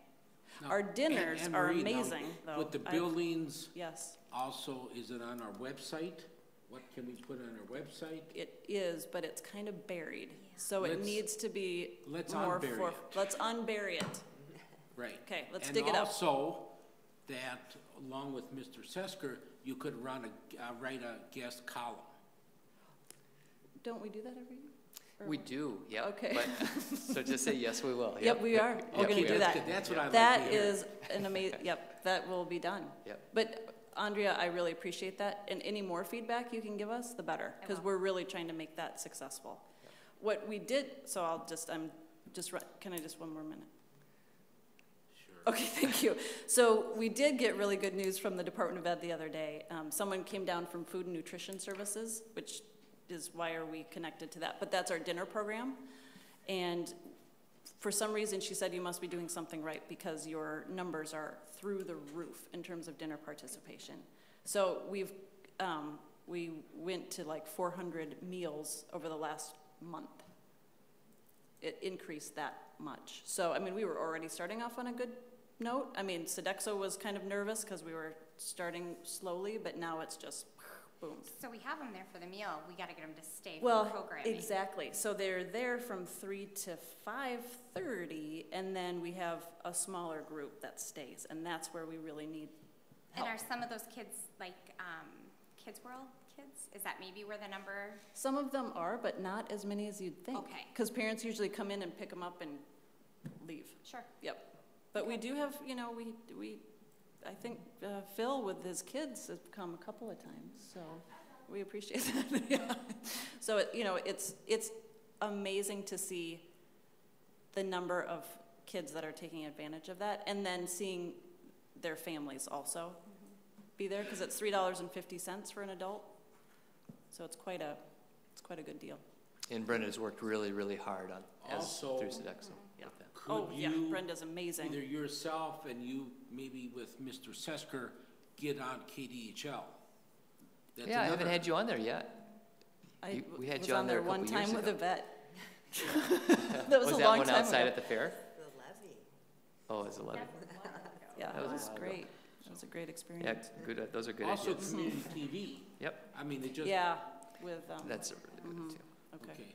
So we Thank got a you. lot of good ideas you guys be working on, right? Thank You you. bet. Say yes. Absolutely. Okay, okay. Okay. Thanks. Thank you. Is that, okay. Thank you, Emery. Thank you. Okay, nothing on facilities or special services. Although, Mr. Chair, can I just, we didn't list the facility meeting, but there is a facility meeting this Yeah, Thursday. I'll be saying that, I got it Yep, marked out. at 4:30. Okay, thank you. Yep. Policy committee, I guess I'll have to refer to Mr. Sesker for that. Oh, that's right. I'm sorry. Nope. I wasn't there. Oh, yeah, Nope. that's what I Yep. had. So we have 3 policies for the first reading. We have 705 investments, and we've reviewed that. It's really a numerical change, nothing really significant. We had a 60 when it should have been a 90. The procurement and purchasing procedures manual, that's with Rob. We're first reading, so I'll wait for the second reading for explanation. So it's a really, really long one. And the gist of it is that it's we get federal aids and things like that. We have to have a process of how we're supposed to spend it and what's right, what's wrong. So we have a policy that surrounds that. And then we have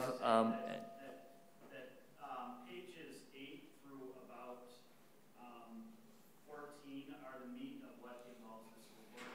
So if you don't want to read all 54 pages, 8 through 15. All right.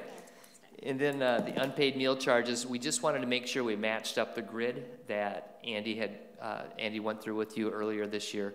And we have different procedures in place when meal balances hit a certain rate. We do not throw any meals away. I want to make that clear. But if we do have a meal that hits, I think it's $60, we have a secretary that now calls and actually has, so they have a human voice talking to the person trying to collect anything that's overdrawn. And then there's always, too, we go to collections if it hits another level. What's your success rate on paid? Yep, we're going to get that. We don't have it. Do we have the? Okay, good. I didn't think we'd have it yet. As Todd had said, we have hired some extra clerical work to really focus on our students whose lunch accounts are falling behind. As you said, we always serve kids, so all kids eat. And so this individual is working right now on contacting families and really working with them and working out payment plans and figuring out whether or not people really have the ability to pay. So when I looked at this with her last week, we've seen roughly $4,400 come back to the school district of what's been negative, and I think that the total report at that time was right around 10,000. So she's been really, really successful. She's also identified many families that actually qualify for a free reduced lunch.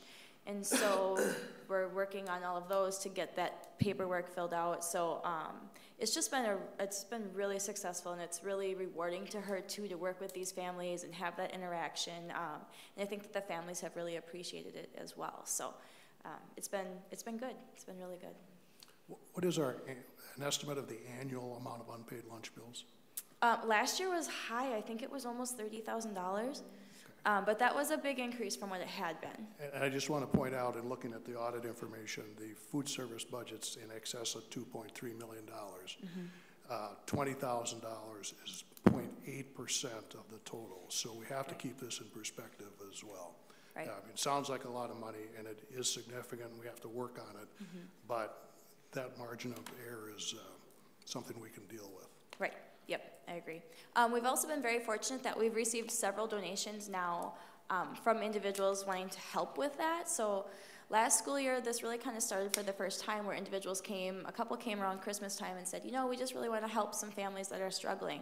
And we've had that same thing this school year now. And so it's really nice to have kind of what we call our Falcon Fund. So when she's contacting these families, it kind of gives them some hope to be able to say, you know what, I do hear that you're struggling, and we do have some funds that can kind of help you. So kind of our strategy has been to say, you know, what if we split this in half?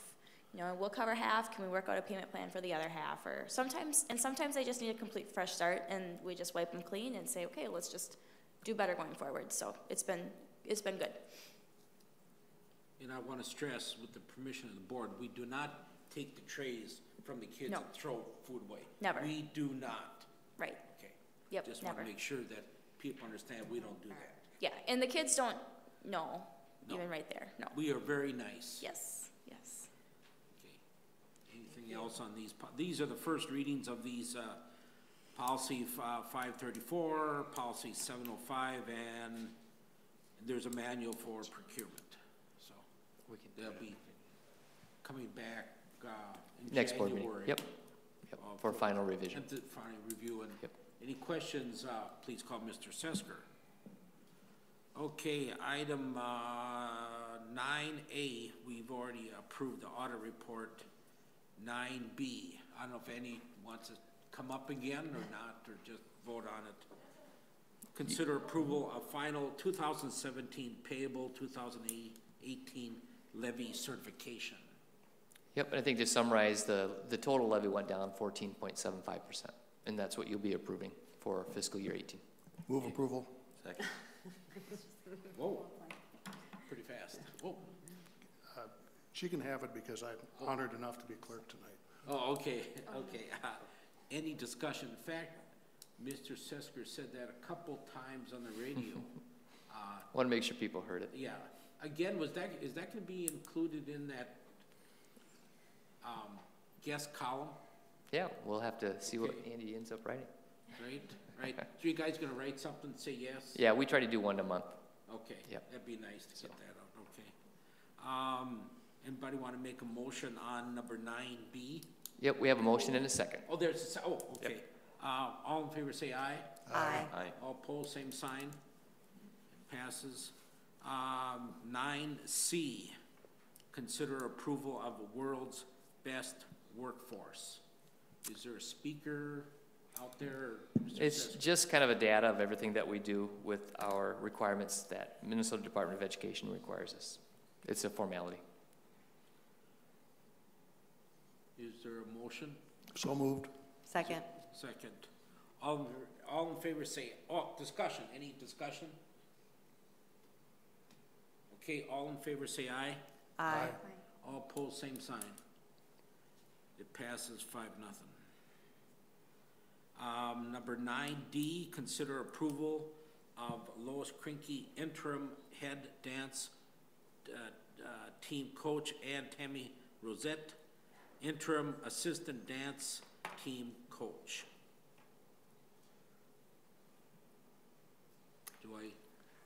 Yeah, I think you've seen, I've sent the information out to you guys about the summary. Do I hear a motion for approval? I guess I did not understand it was 2 positions at that time. Right, and the 2 positions are, Danny has made that suggestion to pull in a 3rd person because they're so far into the program.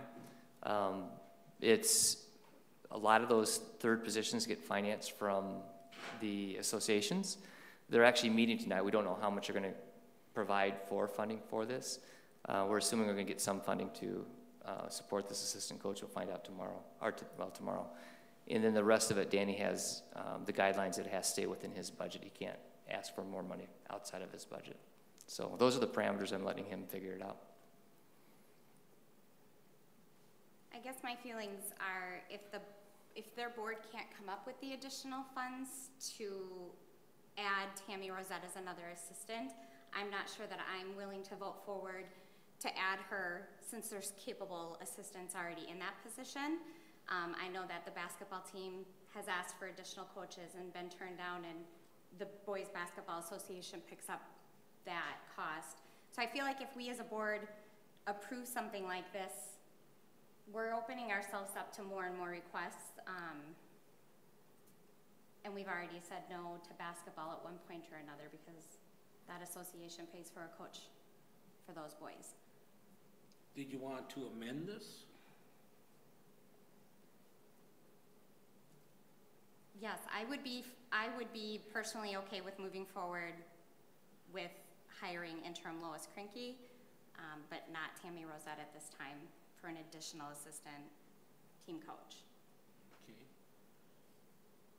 Is there somebody want to make a motion with that amendment? I think you just basically did. Is there a second? Second. Okay, any further discussion? Anybody? Mr. Sesker? Nope, you know the motion on the board and you know the explanation. Okay, anybody? Okay. All in favor of just hiring Lois Krinke as the dance coach, say aye. Aye. Aye. Aye. Did you ask for opposed? Oh, no, okay. No.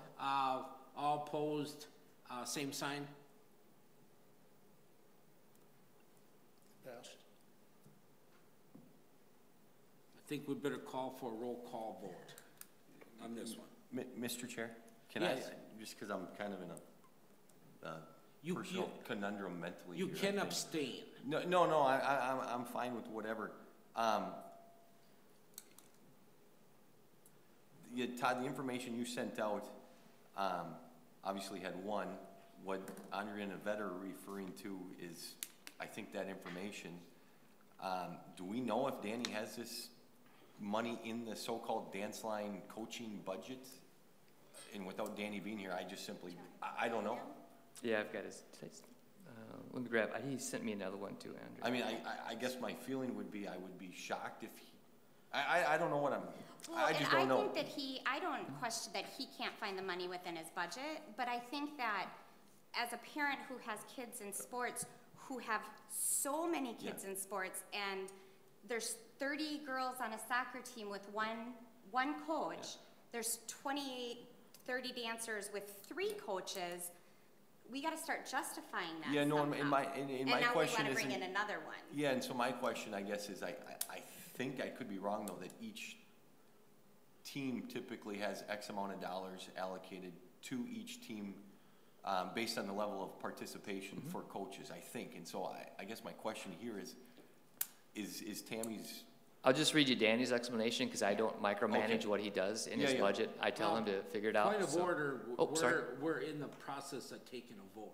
Okay, We we have, only have- sorry, discussion. Yep, you're right. I'm the one that You're brought right. up, because Yeah, I'm you in a are conundrum. correct. So Chad mentally. will be out of order at this point. I'm out of order, yeah. Okay. sorry. Okay. Put me back in place. I'm requesting a roll call vote. Mr. Clerk, could you Okay, please call the roll? and this is- Yes means just, Ms. Krinke. Ms. Krinke. Myself, aye. Yvette? Aye. Richard? Aye. Andrea? Aye. Chad? No. Mr. Chair, it passes 4-1. Okay, thank you, Mr. Chair. Mr. Chair? I mean, Can I Mr. now Clerk. get the information? Just, I'm just curious, and that's the only reason I voted no. I'd like to hear the information. The vote is already taken. The vote's taken, Yeah. we have to move on. Okay, we're moving on. Okay, thank you. Okay, item we moved, 9E, consider approval of 2017-19 FEA contract. Okay, Yep. I think we need a couple people up here. Yep, I think Nicole's going to come up.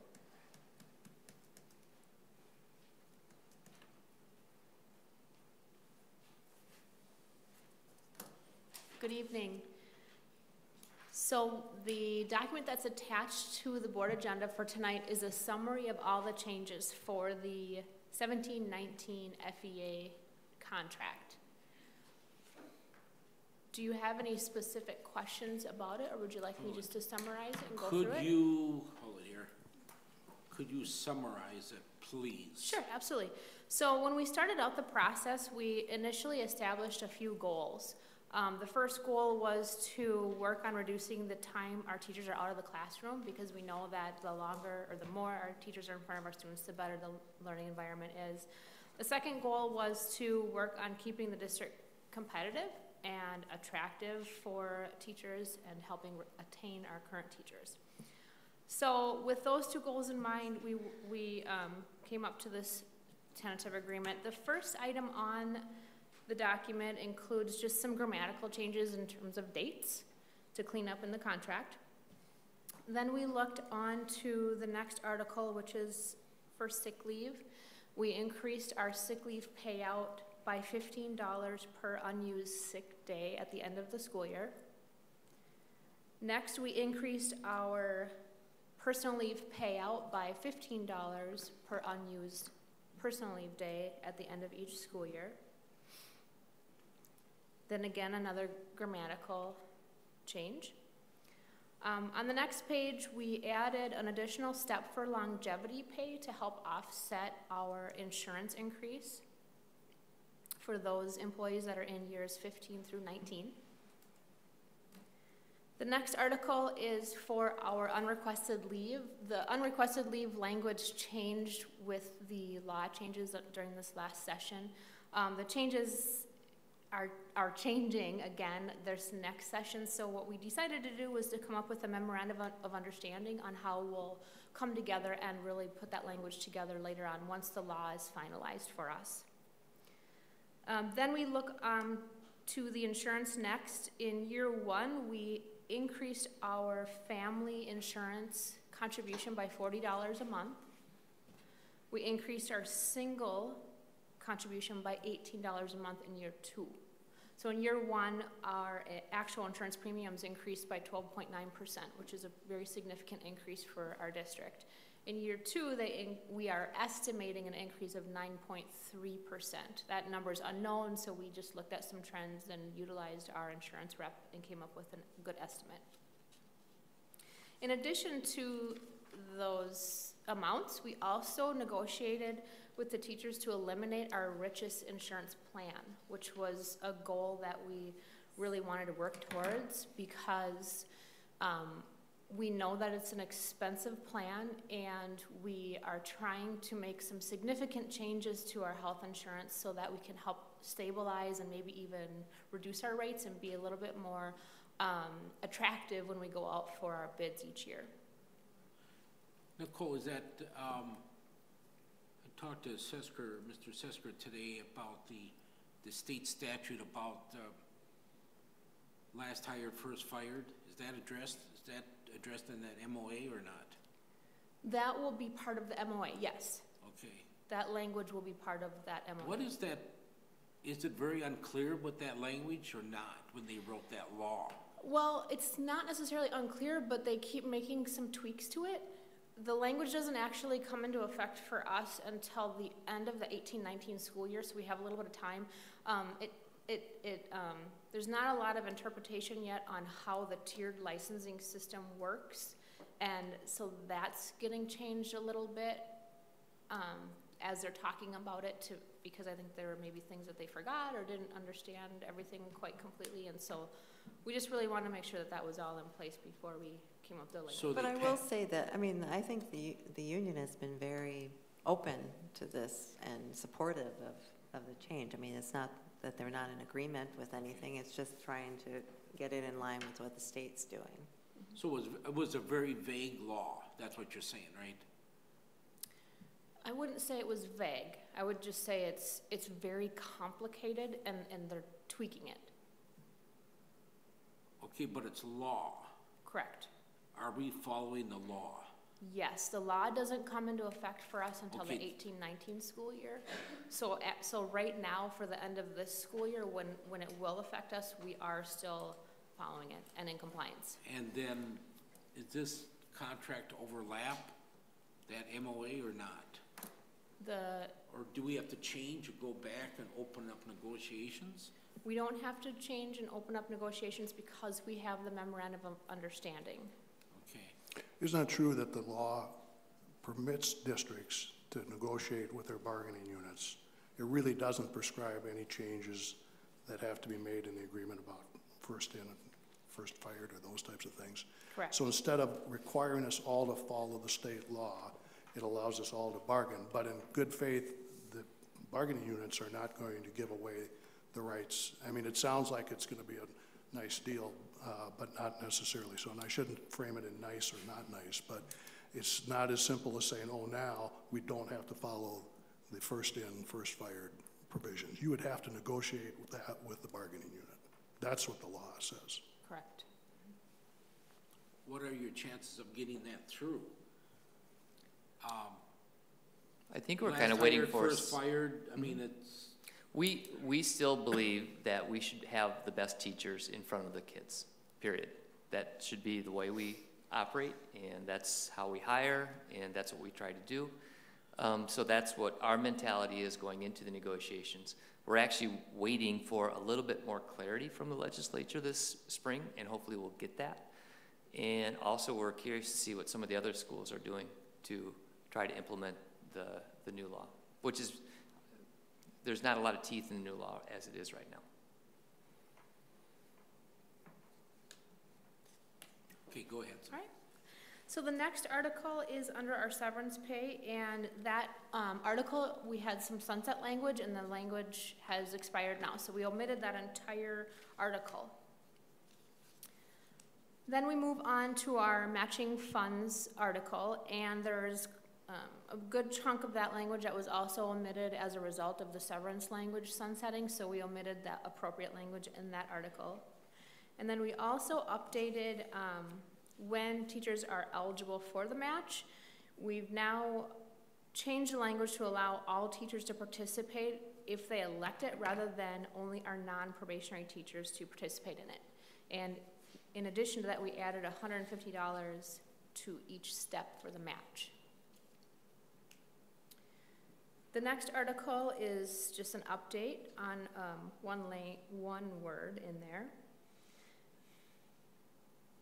Are we still doing teacher evaluations? Oh yeah. We are? Yeah. Oh yeah, very much so. Okay, Yep. thank you. Yep.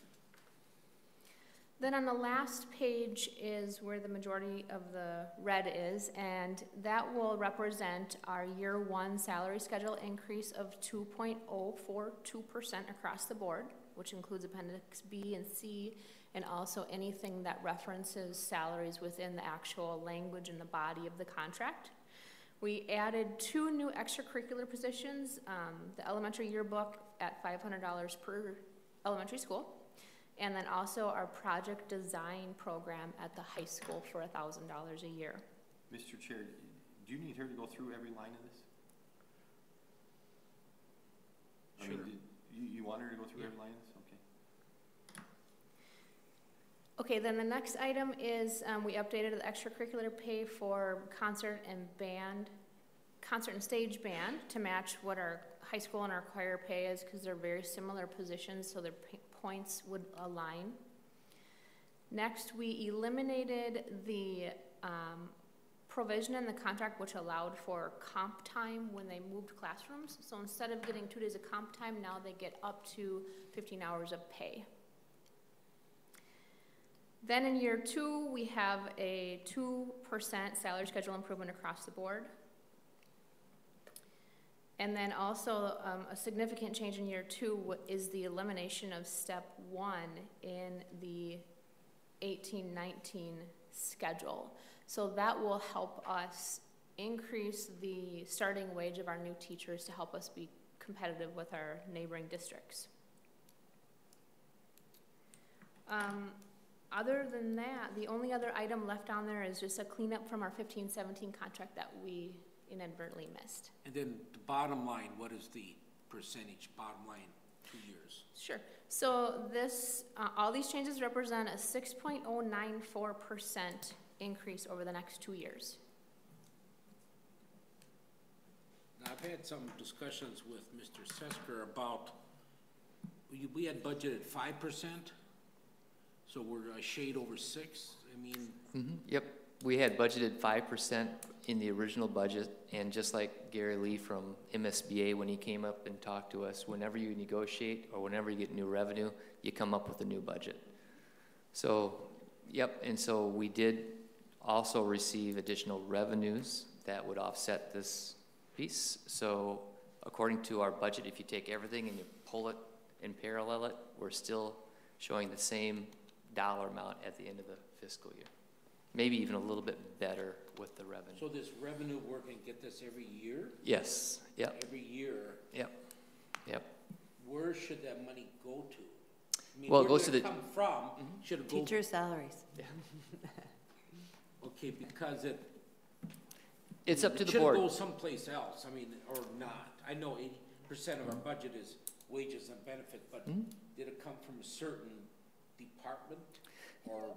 No, it's in the general fund, so it's up to the board's discretion on how you guys want to spend it. So we actually got, instead of 2 and 2, we got more from the state, or?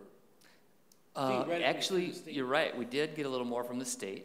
You're correct, and we also got a little more from the feds. I think we used 52% for state reimbursement. We actually got 54%. We always, as you know, through the finance committee has advised us to be conservative on our projections. So we got a couple more students. So all those taken into account, we spent less. Traditionally, our teachers and staff are pretty good about watching their cents and dollars. So they actually spent a little bit less. So overall, it actually turned out to be a pretty decent budget. And then we'll revise it, and all those new, it's like going out and hunting deer. I can't hit a deer worth a hoot because I'm not a very good shot. You try your best to try to figure out how fast that deer is going or how slow it's going, but it's really, really hard to hit. But our staff does a pretty good job of guessing and making good estimates of what those are. Now, after the first year, do you see any cuts? Reductions? I don't, like you mentioned, we don't have as many students in first grade, or right. That's because you don't have the students, but we're talking, are we going to cut anything? Well, we call those attritional cuts, and a superintendent, if they're not being fiscally responsible, that's what gets them in trouble. And so when we see a decrease in enrollment, my recommendation, and you guys can do what you want, but my recommendation is going to be make sure you keep up with your attritional cuts, because that's what's really going to snowball everything. And so when we come this spring, and if we find out that we do lose some students, then I'm going to be making a suggestion to our committee to go to the school board to look at some of those attritional cuts to make sure that if I only have 3 kids in a classroom, I'm not going to put a teacher in that classroom. So they're not cut, they're reductions? The reductions, yeah. I call them attritional reductions, yeah. Okay. Yep. But nothing, we're not looking at any sort of programmatic reductions. So there's no programs because of this contract? Unless for some reason the state decides to pull our money or the feds decide to pull the money, things like that could happen, and there's some talk at the federal level about pulling a lot of the funding. Now, with the state just came out, what, 186 million deficit? Yep. I wonder if they're going to borrow from us again. Well, I think the details of that are not solid. I mean, they are waiting for some federal payments, so it's not necessarily a deficit. Yeah. Yeah. I hope they don't, because what was the worst? 60-40 split, Andy? Oh, yeah, for the borrowing. Yeah, it was 60-40. I hope that they don't. I think they put something, I thought they put something in law where they couldn't do that anymore. I have to go back there, but I think Well, the big issue is the children's health plan, and I'm hoping Congress will pass that. Mr. Chair, can I make a motion that we approve this contract? Yes. Second. Yeah, okay. I'd just like to say thank you for all your work. The administrative staff and also working with the teachers union was a really good experience for me. So thank you for all your work. Thank you. I second that with Yvette. Thank you to both you and to Todd and your team.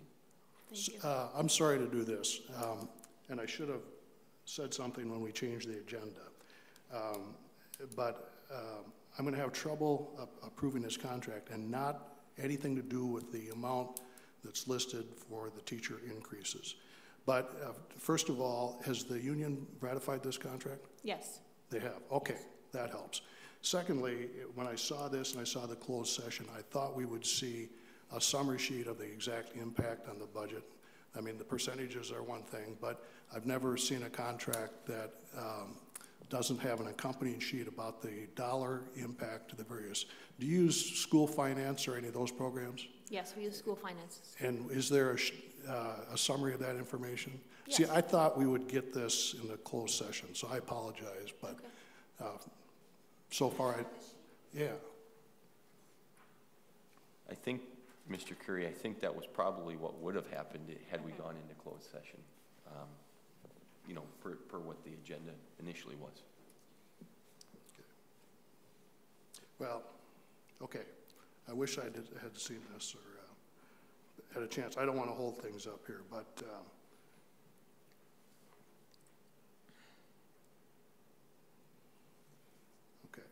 okay. I'll not do anything. Was there a... See, one of my rules is don't believe everything you think. I saw that on a bumper sticker. This helpful, and not knowing whether they had approved it or not, I did not know that. So, okay, thank you. We had a motion and a second? Mm-hmm. Okay. We're good. Okay. Okay. Any other discussion? I'm going to request a roll call vote on this. For item number 9E as in Edward. Okay, myself, aye. Yvette? Aye. Richard? I'm going to abstain. Andrea? Aye. Chad? Aye. Mr. Chair, it passes 4-0 with 1 abstention. Thank you, Mr. Clerk. Other items of information, we don't have our student rep here. School board members. I suppose I should give you the bad news. I was at the delegate assembly on the 2nd, and I guess upset would be a nice word. The 2 resolutions, number 14 and 18, went down big. I'm surprised with that. Couple reasons, of course, there's 140 delegates there, and they always, you know, take a recommendation from the board of directors, and it's like mindless. I wish they wouldn't do that, but that's part of it. Second, of the money. People have told me that, you know, who's going to be the first district to say no? Right. You know, I wish that we could, but, you know, it could be other districts. I think you would see it say, no, we're not going to do this. But now we got Plan B, that we're trying to set up a meeting, myself, and anybody can attend, myself, Chad, Todd, with our state rep and state senator to talk about these 2 resolutions. I know a lady, a Democrat, a state senator, they have inspected some homes that she remodels, so I'll be talking to her, so maybe they can do something politically with this, because it doesn't make sense. It doesn't. I'm surprised it actually went down bigger than our levy vote, and I don't understand that. But so we are going to try something else because it doesn't make sense. And I have not told Mr. Casper about it yet. Maybe I'll leave that to Mr. Sesker to tell him about that. I don't know if you guys have any comments or any ideas, but it's sort of discussed it. Also, now they want a resolution. It'll go, if you guys agree, Next meeting, one going to the state and one going to the federal, of resolution to fully fund special education services. And this, I'll give this to Todd right off, and there's, you know, whereas and a lot of legalese and stuff like that. So all the school districts submit to MSBA, then they send it off to the proper. But that's, I would assume that we would be in agreement. I think Rob said yay on that. What are those figures? 3.5 million. Wow, that was really tough. Yep. Yeah, so that, but yeah, there was a long discussion, a lot of resolutions. I'm sorry, that 3.5 million, that's our unfunded number here at the district? For special education, yeah. Yeah, there was a lot of resolutions that passed. I think they're on the MSBA website, if you want to look at that, but there was a lot that, that passed. Except my stuff, or our stuff, I should say. It didn't. But other than that, that's about it. Any other board members? Did they? Next month is the leadership conference. Sign up and talk to Kathy about that if you want to go to some of it, all of it, none of it, whatever. Mr. Superintendent. Yeah, not a lot to report. We did, went to an AVID conference with some administrators. It was really an outstanding conference. It's been one of our most successful programs that we've implemented since I've been around for a long time in education. One comment too, eventually I'd like to bring some of those kids in front of you again. We have 2 students that are currently eligible to almost $100,000 worth of scholarships that have gone through the AVID program.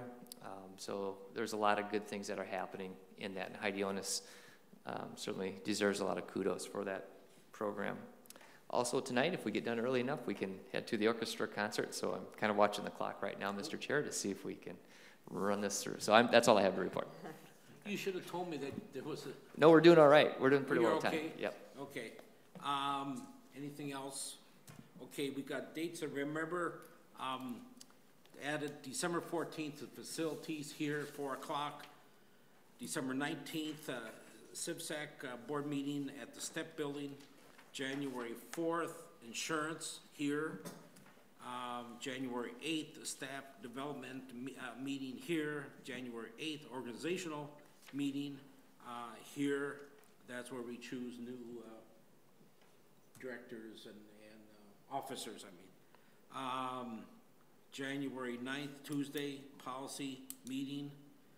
January 15th is, was there something, is that the 15th? It got moved to the 16th, I thought Oh, yeah, you're right. that's Martin Luther King, the 15th, yeah, we can. January 16th is curriculum here, and 22nd is a regular board meeting here. Is there any other business that the board want to bring up at this time? If not, I'd like to hear a motion for adjournment. So moved. Is there a second? Second. All in favor say aye. Aye. All opposed, same sign. And now I get, this is from Tom. There you go.